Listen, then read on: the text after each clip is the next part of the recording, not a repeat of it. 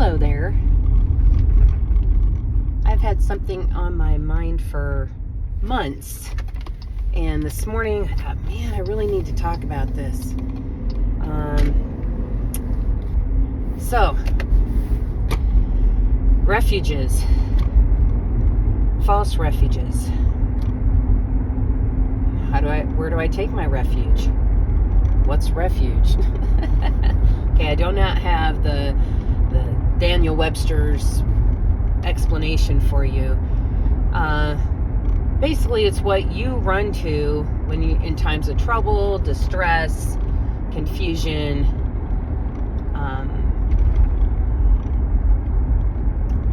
I have found myself since as a child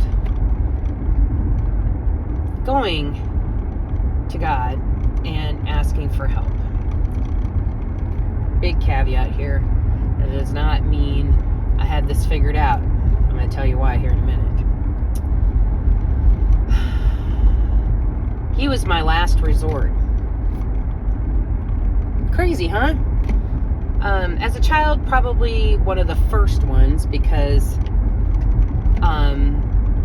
I was confused by some of the adults that were in my life. They did not seem safe. We talk about that with our grandkids now, right? You know, safe adults. This person's not a safe adult, or this one is a safe adult, or how do you recognize them? Man, remember Bright Music back in the day where they were like, go up to a mommy with children? That's what you teach your kids. I wish that was that way still today. It is very confusing these days. Who can you go to for help?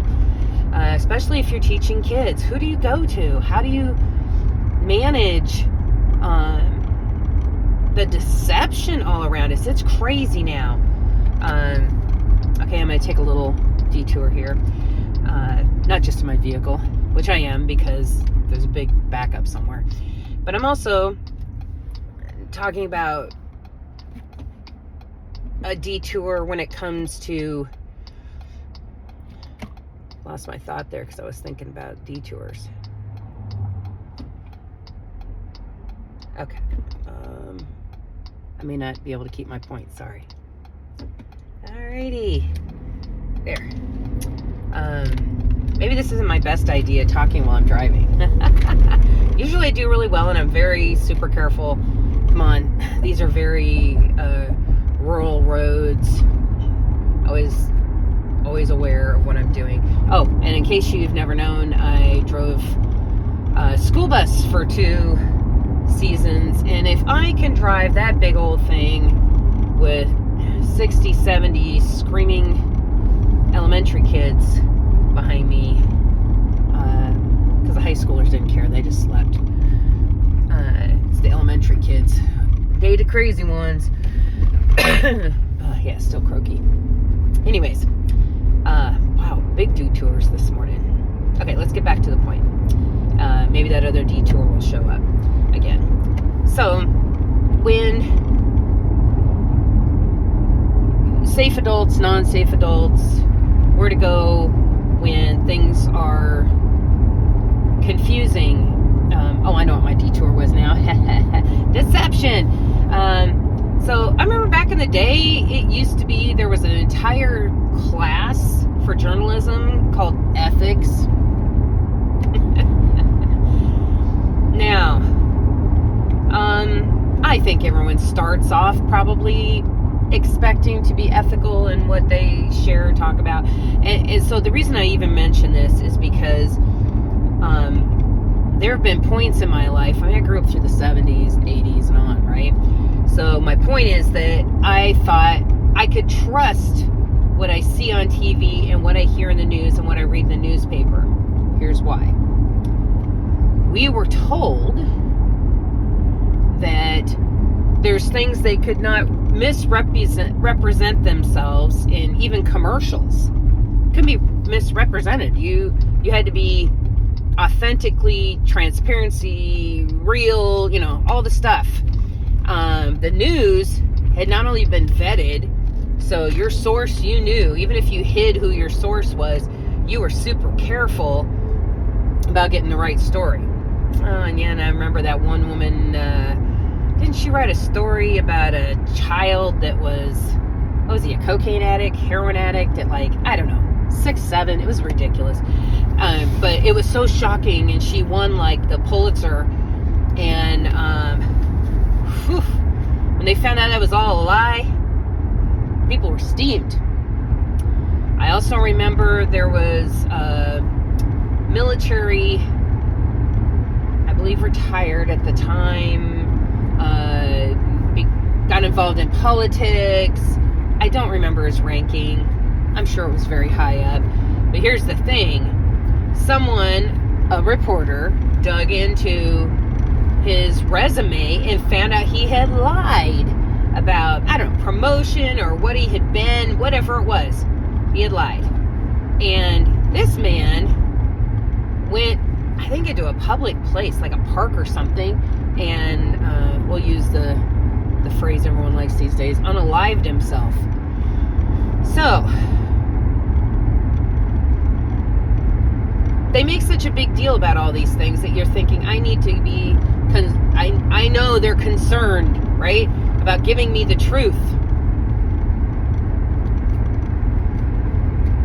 Yeah, you feel me.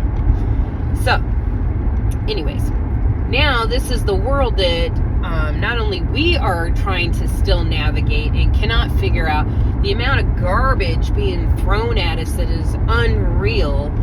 I mean, literally, not just unreal as in, oh, wow, but I mean, not real, like AI stuff. These are all great tools, but listen to the gist of where I'm going.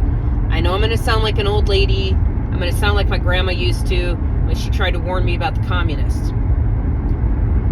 Should have listened to your grandma. It's not the communists that's the problems, though. Well, that's a symptom. Look up Nephilim, a Nephilim host. And Dr. Laura Sanger.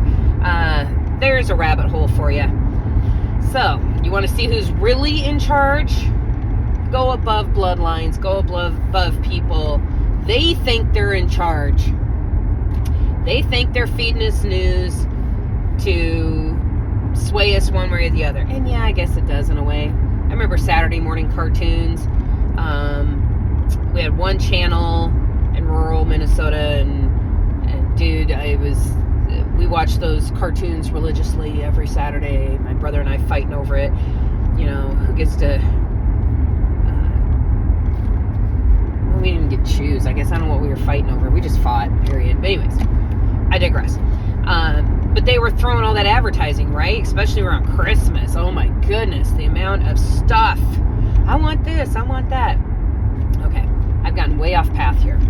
But you understand the time period we're living in. Our children have grown up into this thinking this is normal. Listening to us complain about it and sounding like our grandparents complain about these, you know, like old people. Oh my goodness, the world's gone to, you know what, in a handbasket, and on and on. Okay, there's a reason they were complaining. There's a reason why we are saying what we're saying. Now, my grandchildren, I will say, as much as they have embraced technology and understand it, they don't want it the way their parents had it, and they don't want it the way we had it. They're reimagining what this life is going to look like. And if you look at the return to the earth of even stockbrokers and corporate people, you know, all of a sudden buying a chicken ranch, we'll call it that, chicken ranch in the middle of Kentucky, and figuring out how to grow their own stuff. You got the trad wife theme. I mean, that to me says a lot right there. We're missing the tactile. We're missing the things that actually connect us to where we get our life, where we get our sustenance, where we get our peace. There's so much cacophony around us right now. Love using that word. It is all around us, in us. I don't know about you. I've said it out loud. I might as well say it again. I long for the day when all the phones are down. Every tower can't work. The internet doesn't work. And people have to literally look each other in the eye and talk again. I long for that day. I long for a day when people are not escaping to their diagnoses. That's one of the things we hear a lot with veterans. They'll tell each other that too. You are not your diagnosis. You are not PTSD. These are things, challenges you're working through, but that's not who you are.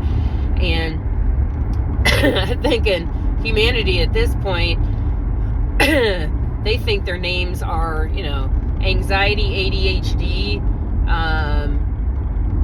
spectrum, all these terms being thrown, neurodivergent, blah, blah, all the terms being thrown out there, and they're all true. But there's a reason, not a purpose, but a reason, not our purpose, not God's purpose, a different purpose to them, to the term I told you to look up. So there's a reason you are having the issues you're having. We are electrical beings. We have energy running through us at all times, and that's why they talk about grounding and stuff. This is no woo-woo, new agey stuff. They're just trying to appropriate the very things benefits that God has put here for us. They're just trying to do it illegally and not go through God. That's all it is. There, in a nutshell. Okay, don't even have to write a book about it. There you go. Just a short little sentence. Anyone trying to go around God to appropriate his benefits and his government around him, not through him, is illegally trying to access it. And you might as well say then you have lumped in your lot with the very entities that are messing with us to begin with. And they're not just messing with us because they're bored and they want something to do because they've been waiting around for centuries for the end times here. No, they have a purpose behind a lot of those things. A lot smarter people than me have written a lot of books about it. 2 very thick ones by Gary Wayne. Very good books. Let's see, Timothy Alberino. He's wrote a lot of things about this. Good books as well. Let's see, who else am I missing out of this? Oh my goodness. Dr. Judd, Doug Van Dorn, L.A. Marzulli, another really good one, and Dr. Laura Sanger. There's a ton of stuff there as well. I'm sure I'm missing a whole bunch. Those are all great books, give you great insight as to what is really happening in this world and the truth. Because seriously, I grew up in the programmed modern church. That's just what I call it now, because it is a program. There might be people plugged into it that love Jesus, and thank goodness. It's kind of like when I became a dental assistant and I went through an 11-month school and a 1-month externship. The book, but if I hadn't had the teacher I had, she was awesome, and she taught us things that weren't in the book, and really gave us insight as to what we were getting into. That's the reason why. So, okay, wow, I'm way off track now. These are things you need to understand, and you need to get caught up. Here's why. I'm sure I've missed a bunch of authors.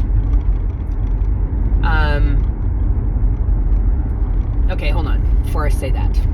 One author I've really been going through her books lately is Anne Hamilton. I am so grateful for the person who even mentioned her name. I had no clue about her. I don't know why she was never on my radar. First of all, she's a fantasy writer, very smart, loves poetry, loves not just etymology, but the poetry buried within the etymology of names. This woman really knows her stuff. Anyways, she also wrote these great books in, 2017 and on, a series of books about spiritual warfare. Important. I like Peter Wagner's book. That was great. I've read a few other books. I feel like I got started in spiritual warfare, I don't know, over 30 years ago. 35, 40 years ago, almost 40 years ago. Got kick-started into spiritual warfare. Pastor Bob, thank you again. But the sidetracks from spiritual warfare, it turned into more of, you have the authority, therefore you rule, do, say, blah, blah. Bind, cast, all these things. Yes and no. Not understanding the heavenly government that we live in, the spiritual government we live in, the spiritual legalities already in place. When we do not understand those things, we can be fighting against the very things that are trying to help us, guide us, or tools that God is using to change us, form us into what He already knows we're going to be. You know, He already has assignments and plans for us. And I don't know about you, but the lump of clay I was at the beginning, if I was still that person, there'd be no warfare going on in my life. I'd just be rolling over and letting it happen to me. Now I have a way better understanding of my identity, a better understanding of spiritual legalities. Still not all the way there, but I'm learning. And I promise this whole big old circle's bringing us back to the same thing. And if you listen to my last one, you already know the answer. There's not a lot of surprises with me. Anyways,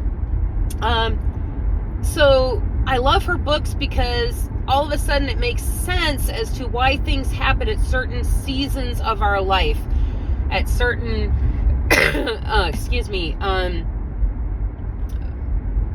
milestones, different points where we have stacked those stones to remember this is what's going on, or we found ourselves in just constant barrage of illness.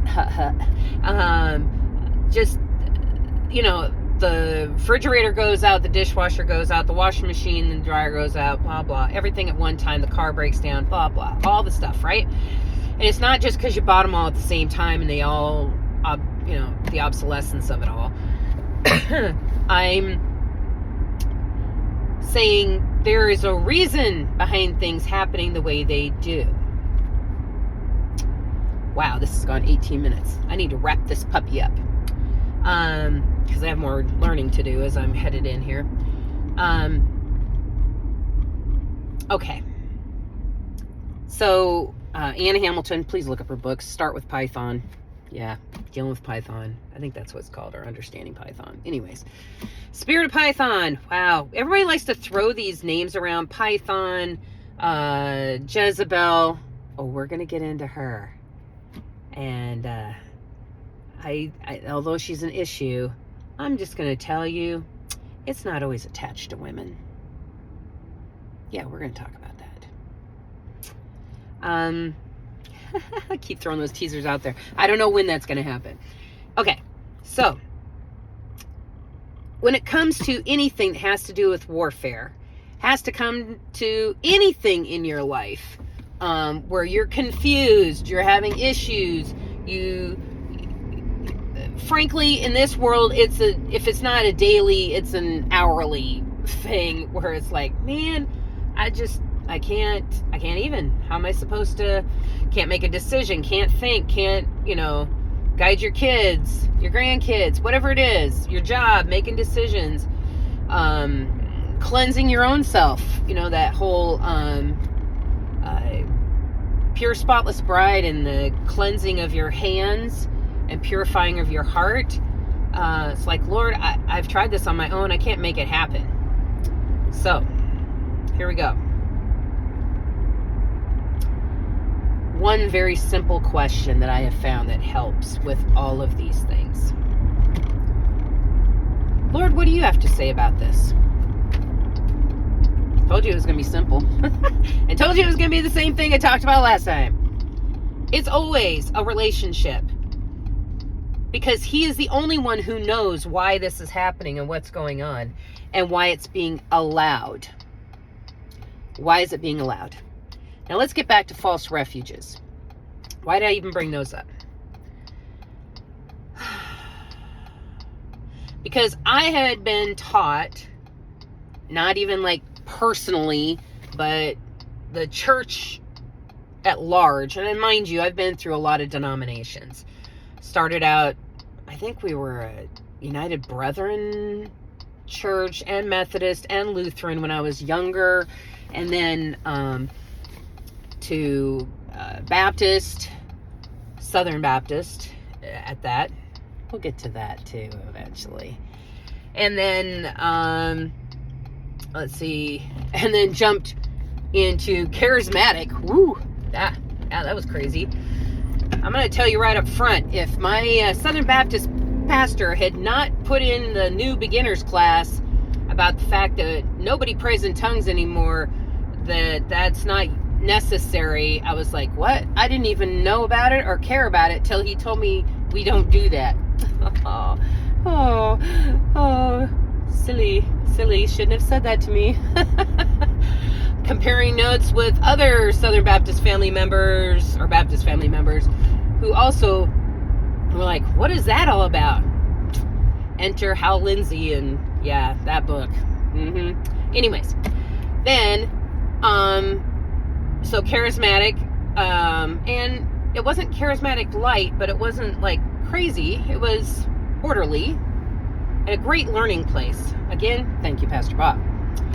Then ended up in two very, almost Pentecostally charismatics, and then definitely in more of a Pentecostal, Kenneth Hagin-ish kind of, place. And then back to charismatic again. So, and Foursquare, that's like charismatic light in a lot of ways. They believe in all those things. They just keep it really, those are the side class things. Not happening in the assembly, I'm telling you, for most. Okay. Anyways, so here I am, back to more charismatic, blah, blah. All those things to say that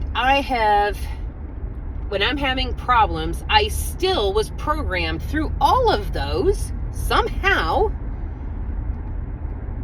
And I'm sure that's part of the Babylonian system we live under still.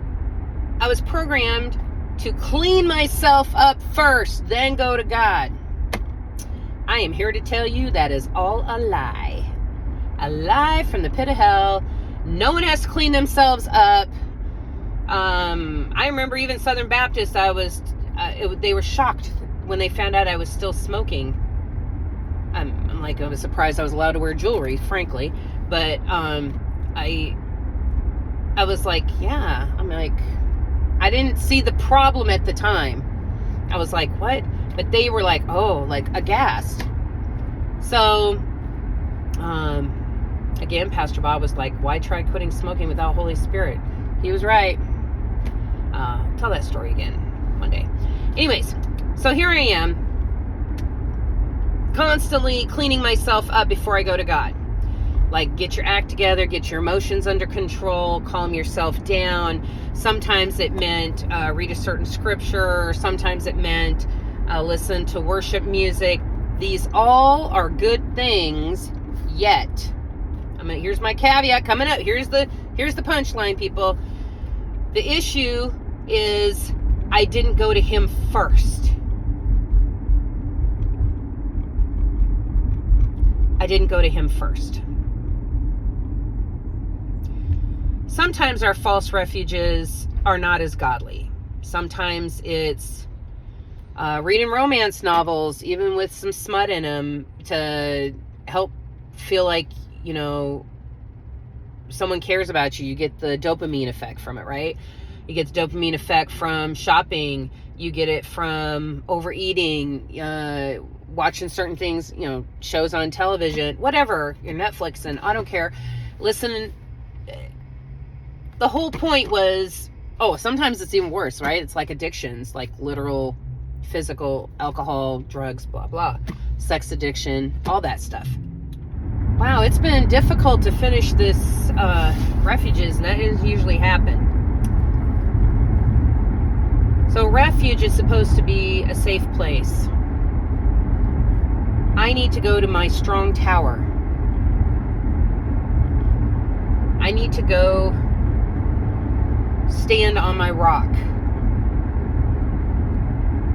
That is where I'm to go first. Nowhere else. And here's why. Because you're going to ask that question. What do you have to say about this?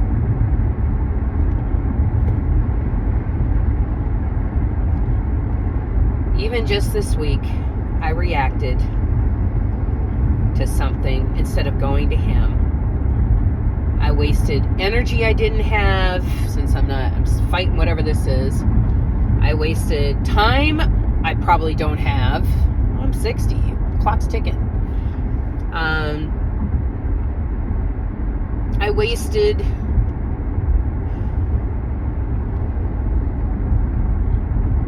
emotion. You know how that is once you start, once you give in, you get swept up. Years ago, he showed me that if I would just ask to see things through his eyes, then I'm lifted above this whirlwind of garbage. It's like a tornado of emotion and drama and just lots of ick, everything. And when I asked him to lift me above and look through his eyes, now I'm not swept up in it. Now I'm with him. If you are truly seated in heavenly places with him, this is another one. It's a big lesson to learn. That means you're seated with him on the mercy seat. And I don't remember who said it, but they said, is God up, is Jesus up there pacing around worrying about what's happening down here? No, he's seated. He's seated. So when you're sitting with him, it's a big difference in how you perceive the situation. And I know sometimes it's hard, and this is a retraining thing, it really is. Not just neural pathways, but really a habit to get into, just going to him first. And that, my friends, is how you build a relationship. Instead of calling up your gossipy friend, sister, whatever it is, that you're like, this is what's going on, my kids, my husband, my coworkers, my whatever it is, right? Instead of going to them, and not saying you still can't call them. I used to go to my husband first for everything, and that has worked on our relationship together, but that's not what God wants. He wants me to go to him first with my mess. All messy, all yucky. I don't have nothing figured out. I've cleaned up nothing. Go to him first. Because then he can work with you, through you. You're not alone. Guess what? You're in a relationship.